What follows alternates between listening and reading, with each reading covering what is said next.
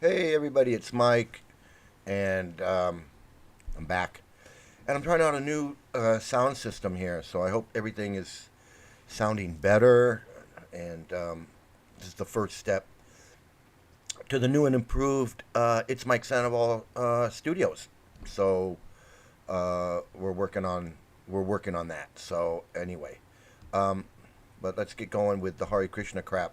Uh, I got to expose these people. I got to explain to people. I got to warn people, and I got to help people that are in who might be trying to figure out how to get out of this thing that they got involved in. And I'm here to I'm here to do all of that. So let's get right to it. Let's see, um, and let's go. Let's do this. Let's do this.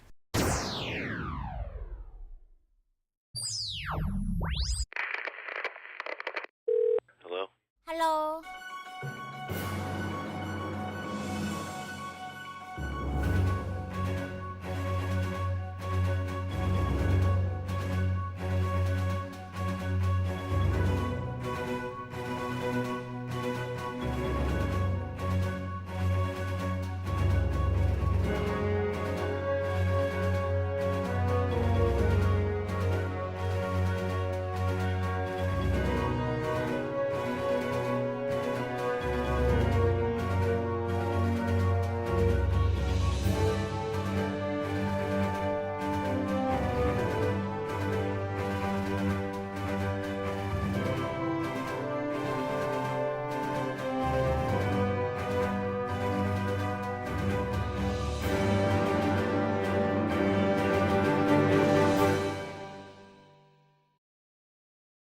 Okay. Wow.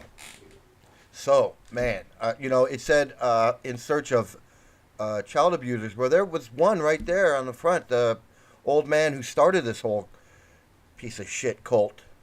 The main person who put all these children in these friggin' things he called a school, but it wasn't a school. It was like concentration slash a concentration camp slash child care preschool. I mean, that's child abuse. So I know of him. He's the original one. He's the one that started this whole thing. He's the one. So anyway, I wanted to welcome to the show. Uh, oh, I, I don't know where to begin. I, there. I did that. That's. But okay. So let me start with this, like I always start. I want to give a shout out to the Scientology protesters. Anybody who's working to end Scientology, I support your efforts to end Scientology. But I'm not going to get involved with this tribal warfare between this protester and that protester, and I know it so much of it's meaningless, and I know everyone's got their issues, and some issues are can be important issues, but and that's why I'm not involved in that. I'm not getting involved in that. But everybody who's working to bring down Scientology, I support you 100% in your efforts to bring down Scientology. If whatever else you're doing when you're not protesting Scientology, I don't want to know about it. I don't want to know about it. It's like they say, never meet your heroes, right? And every now and then, you run into a Keanu Reeves or something. Like the unicorn of whatever. Like totally nice guy in every single thing that he ever does. He's like the nicest guy, whatever. At least that's what they say. But other than him, don't ever meet your hero. Like you don't want to meet me, even though I'm not a hero. But the point is, I don't even know what the point is. Um, but yeah, these protesters are doing a lot of work, going out there and protesting in whatever way they are, and they're all putting their time, their effort, their money, whatever. And it's dangerous. Taking on cults is dangerous. So I give a shout out to everybody who's doing that, sincerely protesting. Okay, so people who are in cults, whether it's Scientology, Hare Krishna, whatever it is, these people are victims, but they're also perpetrators. They are they are victims slash perpetrator. You don't get a pass on bad stuff that you're doing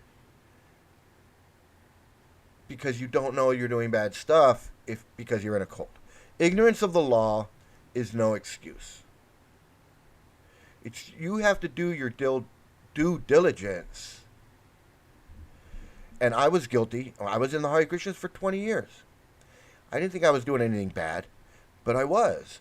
I was spreading Krishna. I was spreading this cult crap in the books, going out, talking to people, working on web pages, working in the video department, all of that stuff. I was helping. And I didn't realize what I was doing. I didn't realize how... I knew there was bad stuff in the Hare Krishnas, like child abuse in the past. I believed all the lies. But see, that's on me. I can't say, well, I was a victim of the cult. Yeah, I was, but I was also a perpetrator. I was a perpetrator. I was a victim, but I was also a perpetrator. These people in Scientology, yeah, they're in there, and they don't feel like they can get out. And for whatever, Hare Krishna is the same way. It's a mental prison. And just like Patty Hearst, she got kidnapped by a cult. She ended up joining the cult. And then they robbed a bank.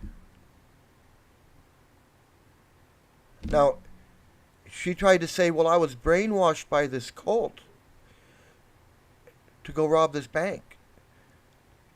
They didn't care. The law doesn't care. You robbed a bank.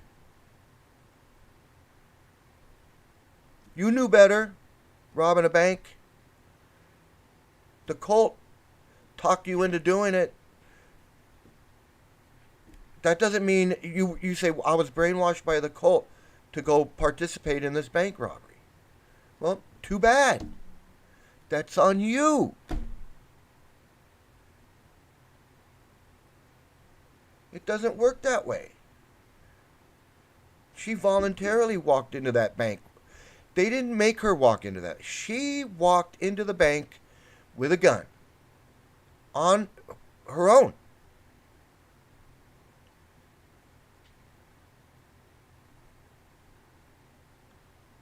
She was part of the cult that robbed a bank. And she went to jail. Guilty. You don't get a pass because you're in the cult. You're a victim. She was a victim of being kidnapped. She was a victim of being brainwashed into the cult or whatever. She robbed a bank. She committed a crime. People in Scientology, if they're doing human trafficking, if they're being inappropriate with children, and they don't think they are, or they don't, too bad. You're a perpetrator. You're committing crimes. You might not know it. You're assisting it. I was a perpetrator too. I wasn't molesting any kids, but I was assisting people who were assisting. I was indirectly working in this cult. I was abusing children. I was actually fighting against abusing children because I was like one of the ones who are like, we don't abuse children, we're the good guys. Meanwhile, the cult, the teachings and all this shit in the cult is abusive towards women and children. It's abusive towards everybody. That doesn't mean I wasn't a perpetrator because I didn't know any better. I should have known better. I had a lot of opportunities. I could have walked away at any time. I was in there for 20 friggin' years. And I didn't know any better. For 20 years, I didn't know any better. I didn't, but I didn't. See how that works? It's disgusting. It's sinister. It's evil. It's evil when they know that they can get you in there, and then they can get you to do their dirty work, and they got you brainwashed into thinking you're doing something great. But you're still guilty of everything that you're doing in there. It's still on you. And I know it's a weird place to be, but you can you got people out there every day. You got people on the internet saying this is a cult. L. Ron Hubbard's a fraud. Hare Krishna's a fake. It's a fraud. You got people doing that all day long, telling you can walk away, you can get out. You can do your due diligence, and you choose not to. Reminds me of this guy. I don't know if anybody's seen this lately, but it's like this guy.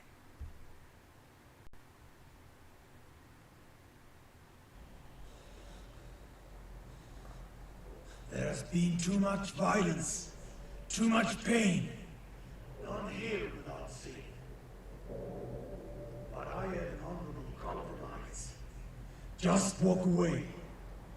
Give me the pump, the oil, the gasoline, and the whole compound, and I spare you lives. Just walk away. I will give you safe passage in the wasteland. Just walk away, and there will be an end to the horror.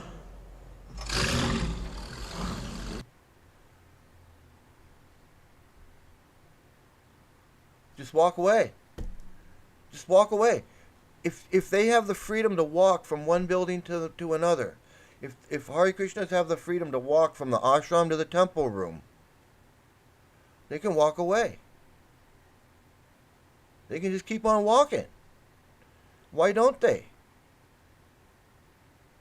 Why don't they hear the truth? Why don't they hear the truth? Why don't they hear what the protesters... They don't want to hear the truth. They don't want to hear the truth. You could say, well, they're brainwashed, but they don't want to hear it. The brainwashing doesn't matter.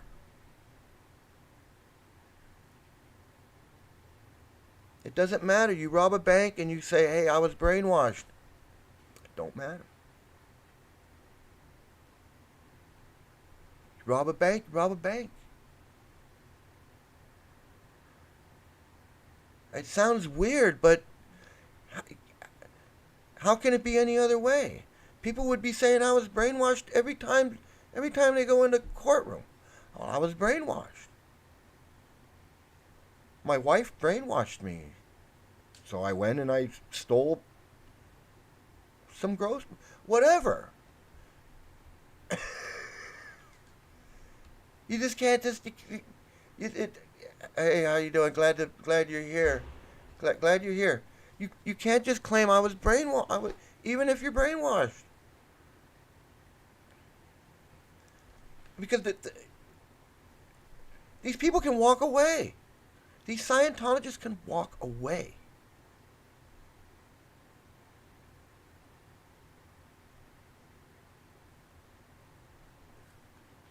They don't want to walk away. They don't want to walk away until they try to run away. Hare Krishnas can walk away too at any time. They walk away. They're mentally trapped. Mentally trapped. For what?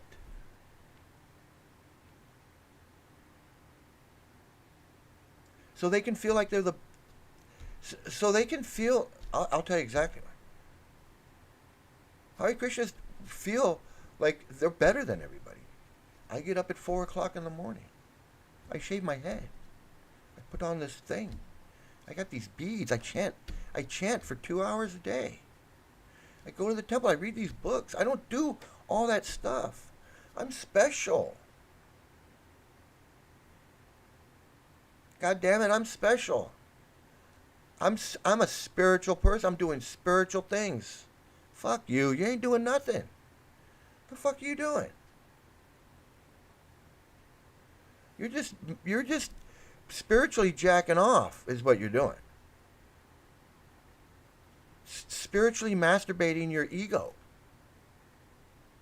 I'm doing this, I'm doing that, and I'm distributing books. And that whole crap about distributing books, you're not distributing anything. You're bugging people to buy a book they don't want. Book distribution sounds like you sit on the corner with a big book table with a big sign that says Krishna books, 2 for $1. Then people come by and buy books, 2 for $1. That's book distribution. You go out and run up to every person you can and you shove a book in their face, and then you try to strong arm them into taking the book, giving you some money. I've shown the videos. That's book distribution.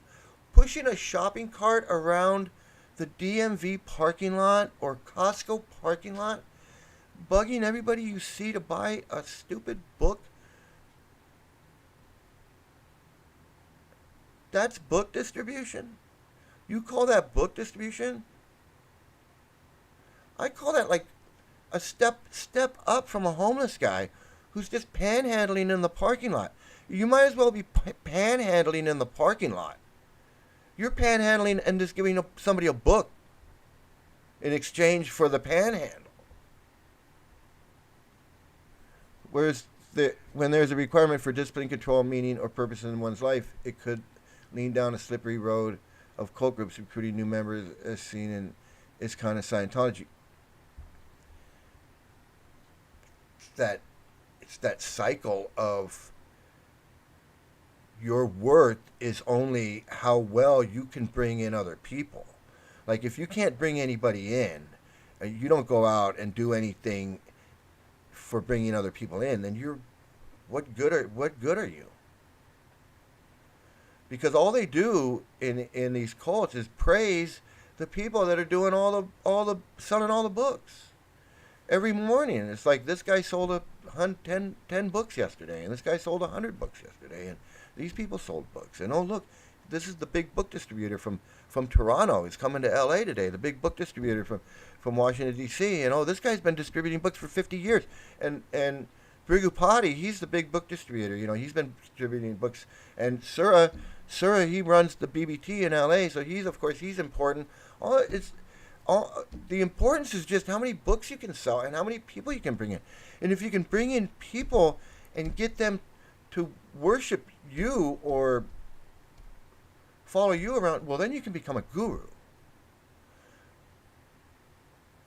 Or, a temple president, or it's all about how your worth is directly proportionate to how many people you can bring in. I was doing TV shows and I was doing public access TV shows and working in the video department, subtitling these goddamn videos where he's talking about all kinds of crap. I was assisting in that. All the videos I subtitled and helped distribute. And the Tamal Krishna video that I worked on. Oh God, I can't believe I worked on that.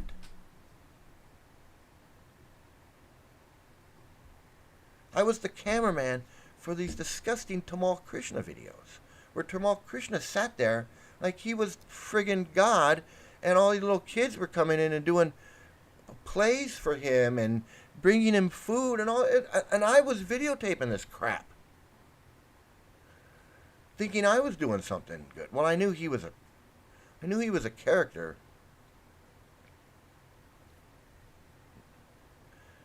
But there you go. Because my worth was directly tied to like what kind of service I was doing. As long as I was working for the video department in Sringananda and I was doing public access TVs, I felt like I was somewhat important. Everybody's importance was according to the guy that was watering the lawn and sweeping the site. He wasn't important. Ratnabhushana was important because he built the Rath Yatra carts.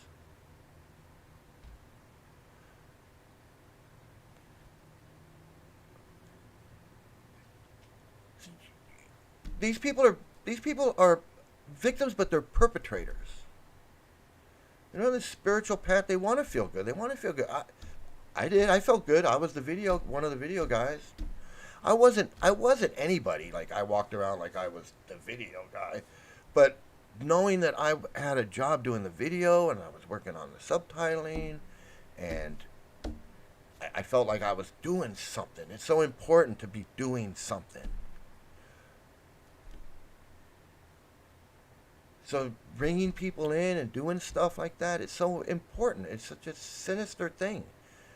That your worth is like Patty Hearst. It was important for her to go rob the bank.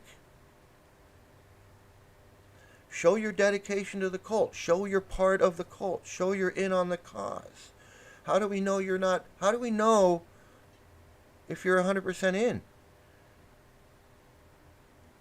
Here's a gun. Come in and rob the bank with us. We're going to go rob a bank. She could have said, no, I'm not robbing a bank. What are you, nuts?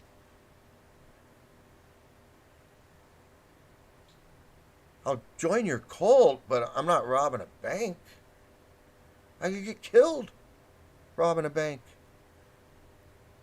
She didn't do that. She said, okay, give me the gun. I'll go rob a bank. I'm in. I'm all in.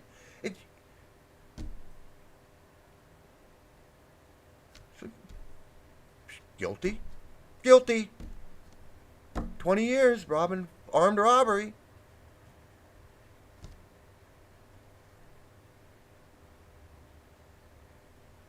I mean, come on. If you're the assistant to one of these gurus, you're helping him fly around the world. You're bringing him water, cooking his lunch, washing his underwear, massaging his feet, booking his airline tickets, booking his hotel. You're doing all of this for this guy. And then you find out he's molesting little kids. He's touching little girls. What do you do?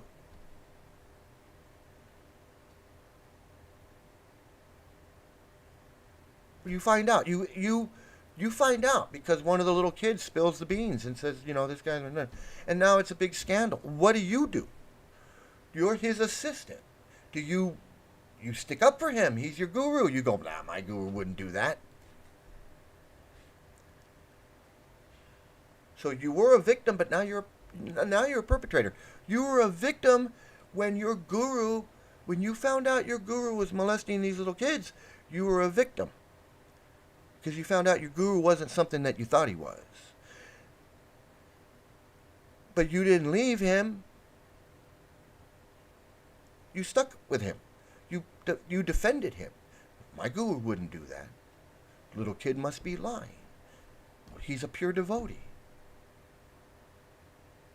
That's what these people did with Kirtanananda.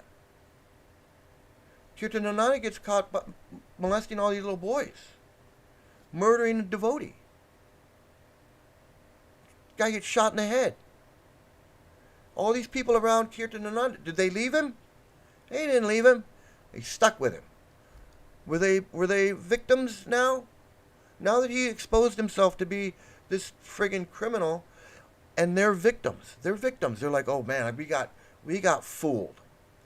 Do they leave? Do they walk away? Just walk away. Just walk away.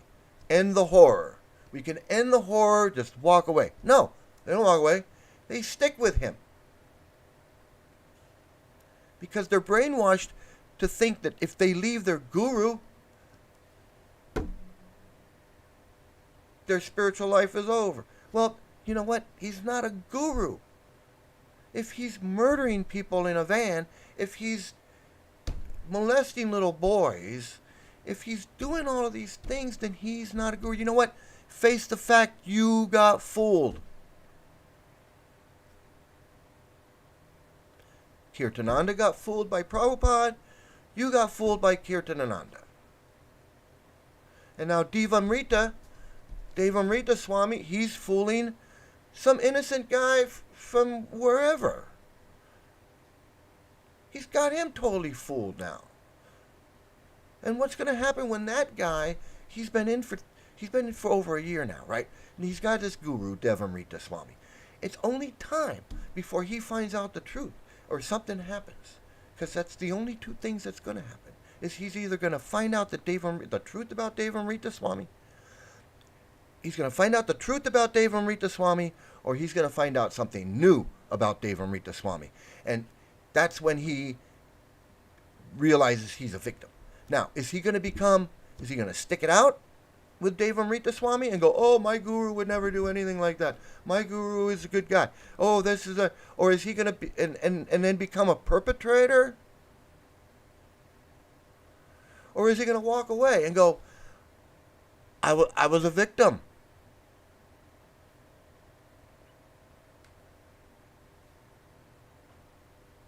What's he going to do? That's where all these people are. And they made their choice. They all have been confronted with the truth. They all know.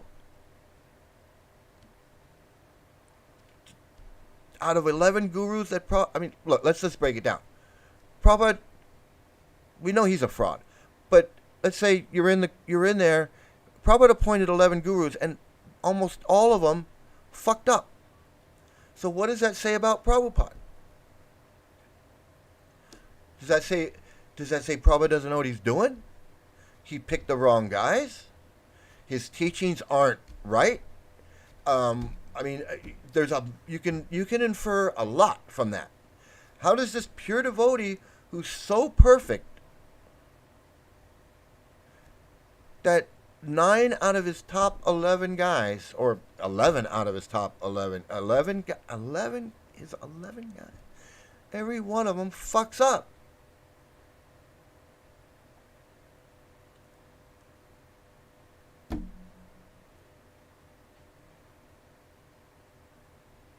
Every one of them.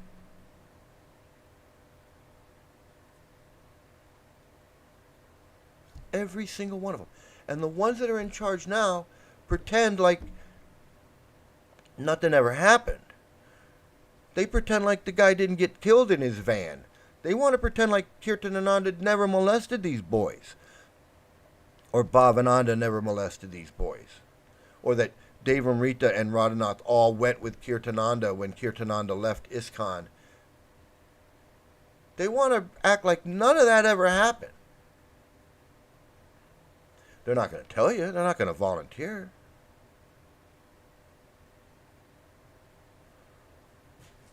They want to act like, well, there was a lawsuit and it was settled and done. No. This shit's still going on. Nothing's changed. Whether you're a Ritvik, Shitvik, ISKCON, PISKCON, it doesn't matter. What the fuck difference does it make? These guys are so whacked out that not only did they have this Solochan devotee murdered in a van in LA, they want you to believe that these ISKCON people murdered their own founder. And that somehow that makes it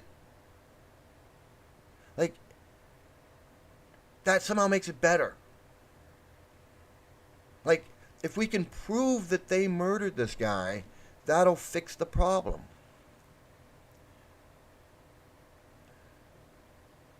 So what you're saying is that they murdered the founder, and they've been covering up for the last 40 years. This whole movement they've been covering this all up, and somehow if we expose that, then that will purify the movement. When it's only had 50 years to just fester, and it's proven that it festers because this shit continues. Nothing's ever gotten better. Nothing will ever get better. And the people who claim to be better and want to expose the crap, they're guilty of the same crap. They believe the same shit.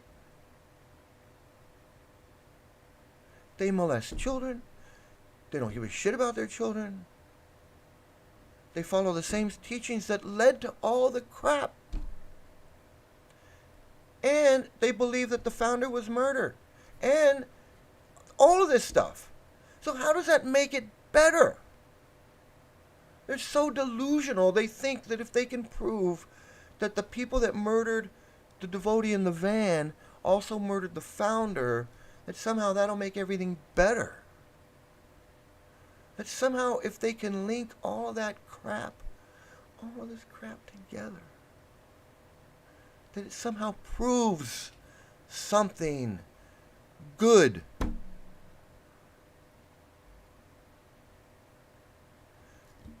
I don't understand that logic at all. Not one bit. Makes absolutely no sense to me. But hey, I'm no longer a Hare Krishna. That's all I can say. That's all I can say.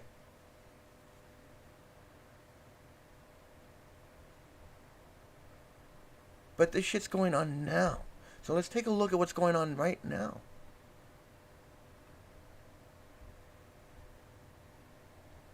Demon, and this again, this is coming from Hare Krishna webpage.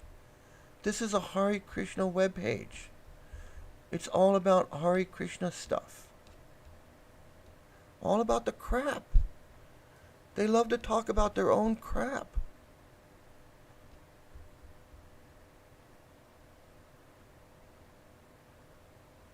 They love exposing their own crap. They think that if they can expose the crap, their own crap, it's going to make everything better. And I mean, you could say, well, yeah, maybe they could do a better job, but they're the same people that believe the same shit. How does that make it better? It just proves my point. The point that it's a dangerous fucking cult. So this shit's still going on. It says here, this guy, the violence of Dayanidhi Das Vanachari. And this is dated yesterday. 2 days ago. Okay, it says Dayanidhi Das Vanachari, and I don't know who wrote this. Let me see if it says who wrote this. It doesn't say who wrote this. It's just coming from somebody in ISKCON, who, like a whistleblower. It's like, this is like whistleblower stuff. Let me tell you, the whistleblower should be a whistle runner. You should be running away from this place. Fuck whistleblowing. Get the fuck out of there. It says, Dayanidhi Das Vanachari runs the ISKCON temple in Athens, Greece, named after Sri Prabhupada Loka. They believe that the founder of ISKCON has a planet in the spiritual sky world. That there's a planet somewhere where the founder lives on a planet. Totally normal. So this Dayanidhi Das Vanachari, who runs the ISKCON temple in Athens, it says here, he poses as a pure devotee. Now, I don't know what a pure devotee means, but Prabhupada says that he was a pure devotee, and it means that someone can make no mistakes. He's perfect. He can see the past, present, future. He talks to God. All of these things. So he says he poses as a pure devotee. He has even learnt Srila Prabhupada's entire life by heart, but only because he believes that this way no one can oppose him, and he can pass as a great Pandit. Fortunately, and to his chagrin, Dayanidhi did not get too high in his career. Those who know him well know that he is one of the great scourges of Italian and now Greek ISKCON. We have already told you how Dayanidhi has already swindled so many Krishna devotees, including Govardhan Puja Prabhu. See, they all have a pseudonym because you have to have a pseudonym. And the devotees of Genoa. A poor old man also fell into his net, and he squeezed him to the bone, even taking away his pension before he finally kicked the bucket. this is what I'm talking about. You get involved with these people, and you don't know who these people are.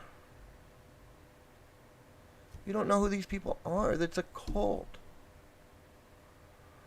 Even the people that I hung out with for 10 years and thought I knew who they were, I thought I knew them, I worked with them, they start making death threats to me. I didn't know these people. I was pretty friggin' stupid to think I knew these people. Even though I'd been to their house, all these stuff, just traveled to India, traveled, just, people shoot people in a van. Just 2 bullets in the guy's brain in a van in L.A. In L.A. In Los Angeles, California. They didn't tie him to a rock and throw him in a river in India, which is easy to do. But they shot him in a van in L.A. And they thought they could get away with it. They thought that they could just buy this guy a ticket. They would fly him out to where at Cleveland or whatever, and then he'd get on a plane and he'd fly out to India. It was all so easy. Until it came down to paying him and getting him a ticket to India and doing all of that, and his wife didn't want to go to India. Now, you think all of a sudden he's going to just come and go, hey, baby, we got to go to India. And she's like, why? Well, because we got to move to India. Well, why? I like it in Cincinnati or wherever. Well, I want to go to India. And she's like, well, I don't want to go to India.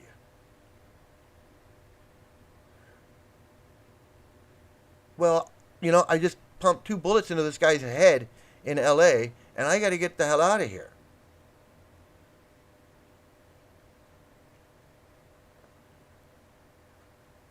Now now what is she? She a victim or perpetrator?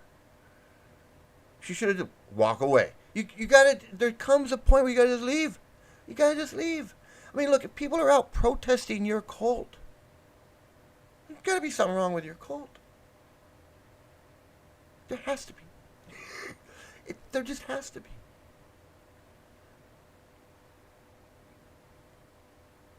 I mean, I don't know if people protesting Jehovah's Witness. They probably are. There probably are people who leave Jehovah's Witness and they want to raise awareness about it. And there was a girl that left the Mormon church, and she does things about the Mormons. But I don't know if people are actively out there protesting the Mormon church, like picketing or like Scientology. But you can't be in Scientology and not realize that people are out there picketing or protesting because of what you believe. What you believe is harming innocent people, families. Like the Hare Krishnas. Check this. The Hare Krishnas, they believe some.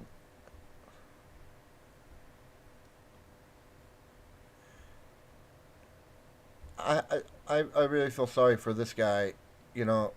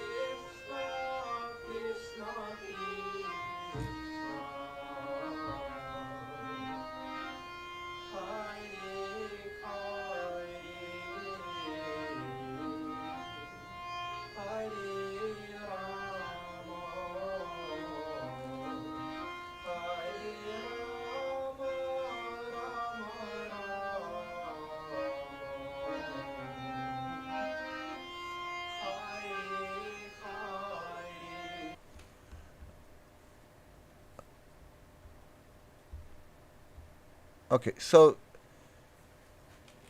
these people, I'm sure, I don't know anything about these people, but I pretty much got it figured out. They're from some Eastern European country, maybe Estonia or Russia or former U.S. former Soviet bloc country or somewhere, because they have an accent from that part of the world, and in that part of the world, Krishna preaching is relatively new. It's newer, and a lot of this guru stuff and a lot of this stuff, murder and all of this stuff, these books and things have not been translated into their language. A lot of the lectures, a lot of the conversations, just are not available to people who don't speak English or read English. So a lot of the stuff that I'm talking about, a lot of the history that's in English, a lot of the conversations and words of the founder that's in English that hasn't been translated, I guarantee you they don't know. They can't read about it. They got to hear about it. And the people that they're hanging around is not telling them about it. I guarantee it. They don't know. These people probably don't know about the guru issues. Gurus falling down, the gurus that have done bad stuff. That stuff hasn't been translated into their language. I'll tell you what has been translated into their language. The stuff about women being stupid. The stuff about women being less intelligent. The stuff about women being lustier than men and liking to be raped.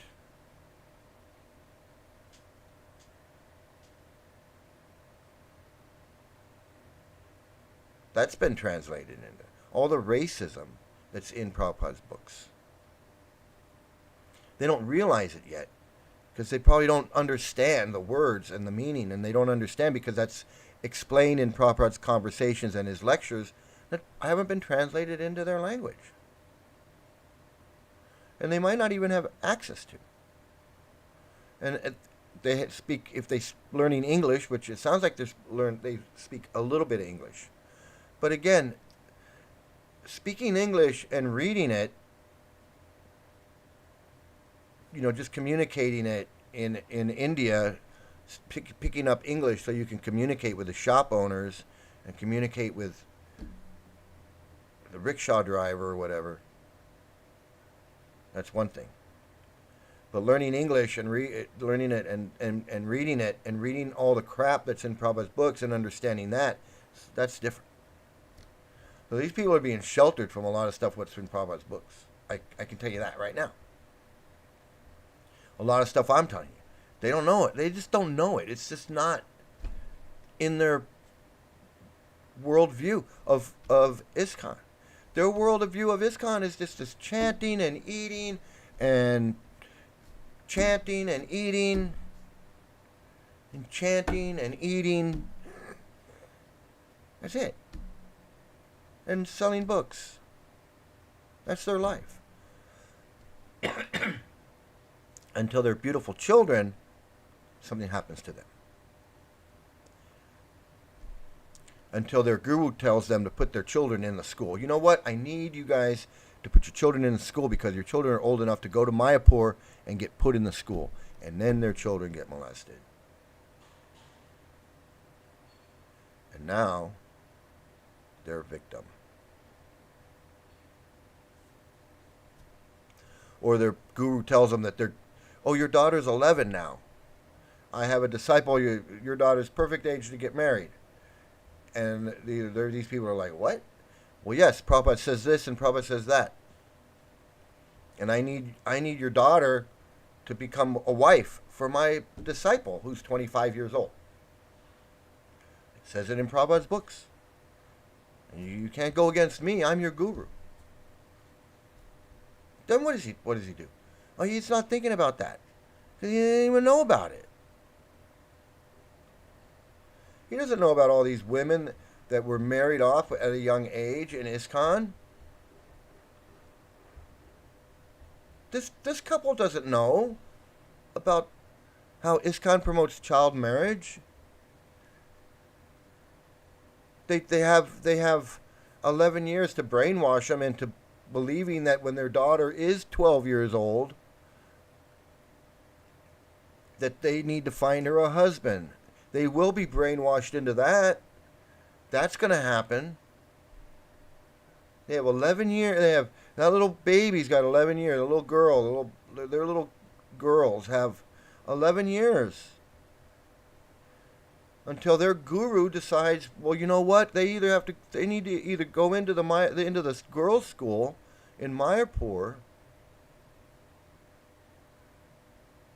and just be at the mercy of these friggin' or who knows what's going to happen to them.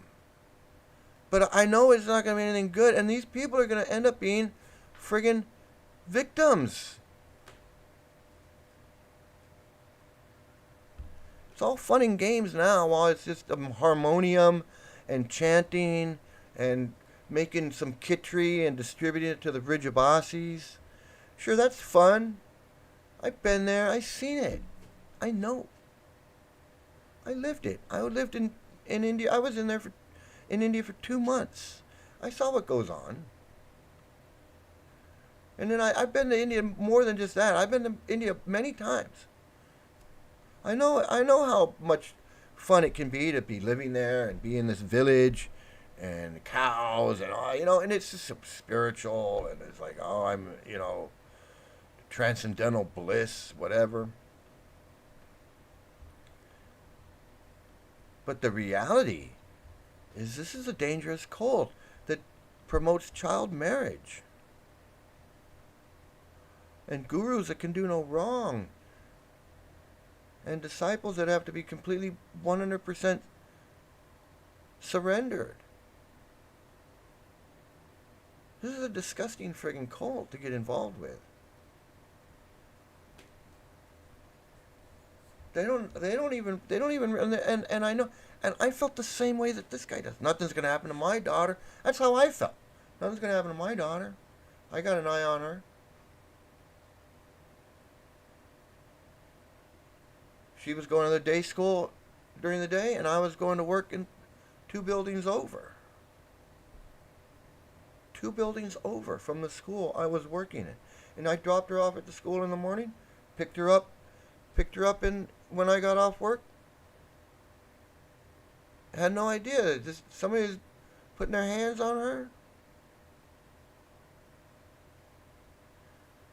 Right under my nose, man. These people are fucking disgusting. The guy didn't even care. It's just like the guy that raped the girl behind the festival, behind the stage at the festival. He didn't give a shit. He went right back up on stage. The guy that molested my daughter worked in the school, and he didn't care. He lived right there. And he was getting away with it and thought he was like. These people don't give a fuck. Wait till this guy's guru wants to put his daughter on his lap. Then my daughter comes sit on my lap. Like that one guru in the video that I did.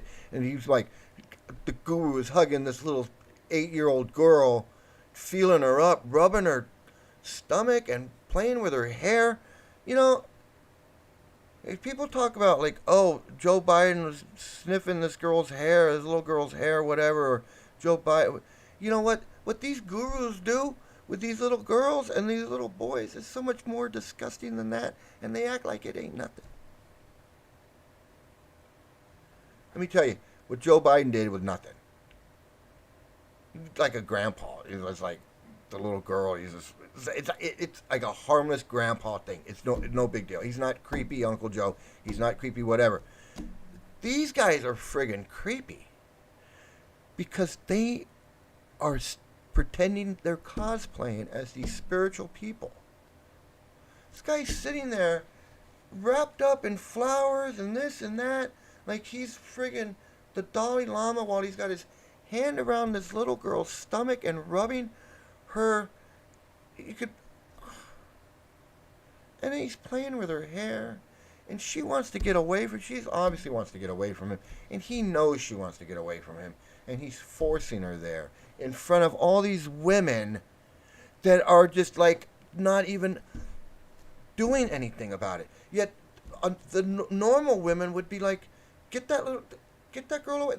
A normal woman would have walked up and said, get your hands off of this little girl. But these women can't do that. Because this guru is like God to them.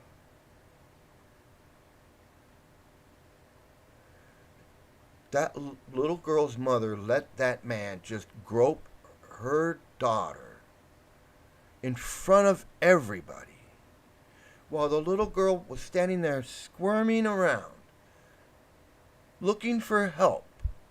And the women are standing there, and they obviously got a look on their face like they didn't like what they were seeing, but they didn't speak up. They didn't say nothing. They didn't walk away. They didn't walk away.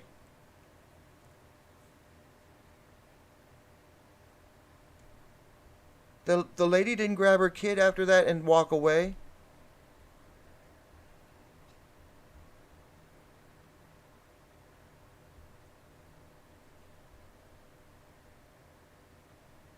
Look at these freaks, man. These...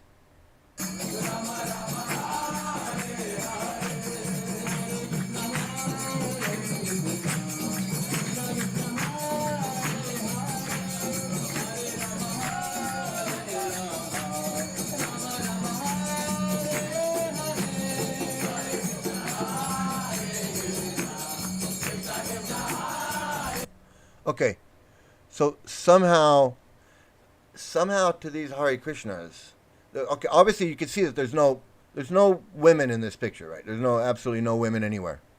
There's all men. This is like boys' club. There's all men. Women aren't allowed. Women got to go dance with women, and these men, these grown men. Look at these guys.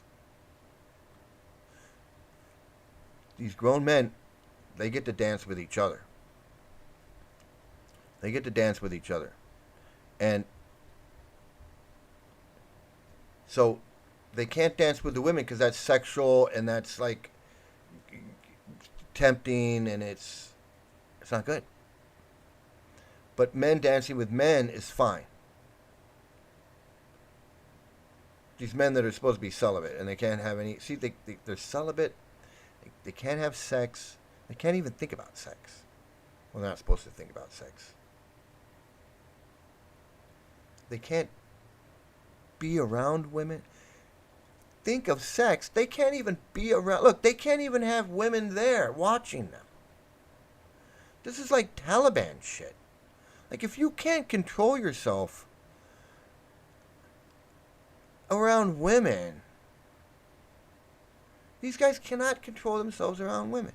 They can't party and have a good time and glorify God and dance with each other if women are watching or if women are there. Because it makes them uncomfortable. Or for whatever reason. Whatever reason you can come up with, it's a fucking weird one.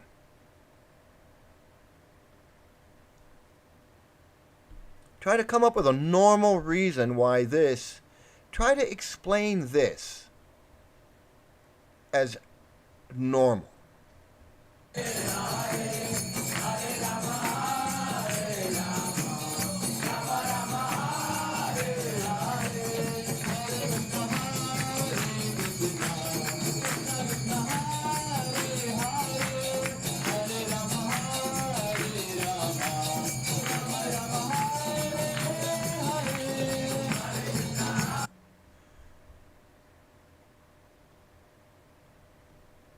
So not a woman in sight. Not a woman in sight. Now they want to be like this. Okay.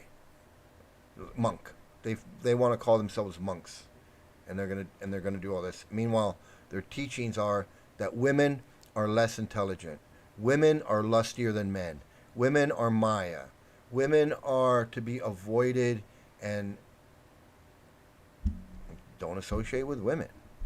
Even your own wife. You really only have a wife to have children. Like, not to have a loving relationship with sex and romance and loving exchanges. That's for Krishna. Krishna gets to have the sex. You can only have sex for having children, and you're not even really supposed to enjoy it, right? So it's just a denial of everything. Denial of being around women, denial of enjoying a loving relationship with a woman. You can't have a loving relationship with a woman, even if you're married. It's a sexless. I mean, I don't know what it is. I met married people in ISKCON that had been married for years and didn't have any children. And it's like, why are you married? Prabhupada says married life means children, family. So you get married to have a family. If you're not going to have a family, why would you get married? That was one of the things that I was doing. I was in there as I had a daughter, so obviously want a wife, but I don't want any more children because my daughter's already 11 years old, 12 years old, and I'm not really. I don't want. I'm too old. Start thinking about raising another baby. So why would I get married when Prabhupada says marriage is for having kids, and a woman's going to want to get married to have children. So who's going to marry me if I don't want to have children? So it didn't make sense for me to get married. So here I am, just like, what am I doing?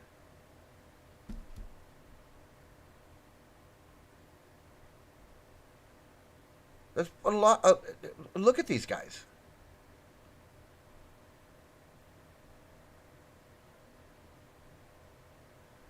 They're just cosplaying. They're just cosplaying as some kind of a monk. Meanwhile, I'm going to be brutally honest. A lot of these guys are predators, and they're molesting little boys. Little boys in the schools. Because they're boys' schools. And these guys can't be seen with women. They don't want to be seen with women. They don't want to associate with women. If one of these guys, excuse me, one of these guys is out with a woman or seen talking to a woman, can't have that. But they can hang around little boys. They can hang around young boys. See how that works? And don't tell me that they don't have any desires or urges, like they're not attracted to these boys or women. A lot of them are not homosexual. A lot of them are heterosexual. But they have to repress their sexual desires and urges because they're on a spiritual path. Well, that's going to come out somewhere else. It's going to be manifest in some other way. You can't just deny human emotions and feelings like that. You can artificially deny them, but there's consequences for that. It's not normal. The consequences are you start doing this. You start acting like this. You start thinking this is normal, that this is fun, that this is meaningful, this is doing something, that this is somehow real life. Look, I'm actually doing. They think they're actually doing something. What they're doing is important. It's saving the world. So all of this sexual energy repressed and all other human emotions is wanting to be loved, wanting to love someone, wanting to express things, wanting to learn things, wanting to be curious about things. All of these natural, normal human brain activity is stopped, and this is activated in its place.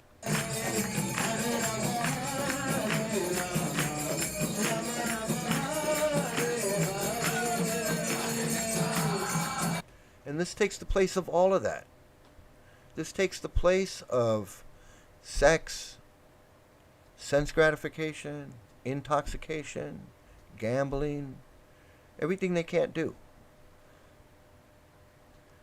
Having a loving relationship with a woman, having a loving relationship with your family, having human emotions, being curious about things, wanting to learn new things and understand things and the world around you, more than just stories, mythology. You deny the human aspect of who you are, everything that makes you a human being, so that you can do this, and then assign a meaning to this, that this is the most meaningful thing in the world. Jumping around, doing this. Oh, there's some women in the background watching. Oh, look, you got an audience. That's where the women can watch from up on top. There they go. Most important thing in the world. That's saving the world. Somehow that's saving the world. Doing that. That's going to save the world. Rather than all the things in life that they could be doing, they're going to deny themselves the individuality and the humanity of just living, so that they can do that, and then assign all the importance in the world to that activity, to that one activity, as if that's normal. So instead of doing everything that a normal person does in the normal life of a human being, they do this, and then say that this is the most important thing that a human being could possibly be doing. To make that's in a nutshell, that's the essence of what Hare Krishna is. You deny yourself everything there is in the world about who you are, your name. You give up being who you are, Michael Sandoval or whoever you are, and you become this pseudonym, this alias. You become whoever you are, Sri Mukunda Das or Sri whatever Das, and then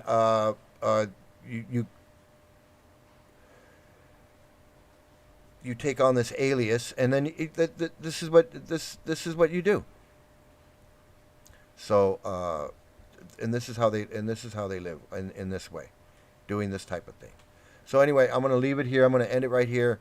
I want to thank everybody for watching, joining me on this. I'm going to say that the class is over. Ding for the bell, and everybody have a great day, great night, great morning, great afternoon, wherever you are. Have some great luck, and also please stay out of a cult. Okay? Thank you, everybody. Bye. Here, let's see, what do we got? This one.